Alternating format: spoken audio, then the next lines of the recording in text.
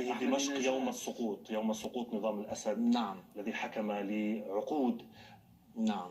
إذا هذا هو المشهد اليوم. كبير جدا، ضخم جدا. نعم، احتفالات السوريين. نعم. أيضا، ولكن بصراحة يعني لم أكن أتخيل أن القصر الرئاسي السوري بهذا الحجم، يعني الحقيقة. لا، هو حجمه هائل كبير جدا. طيب، هذا فقط فصل.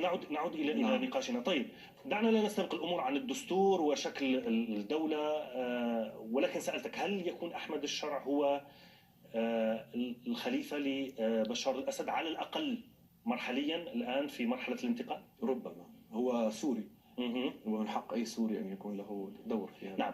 السوريون والأقليات خصوصا كانوا خائفين من أحمد الشرع. هل زال هذا الخوف أم ما تزال حالة الريبة موجودة وائل؟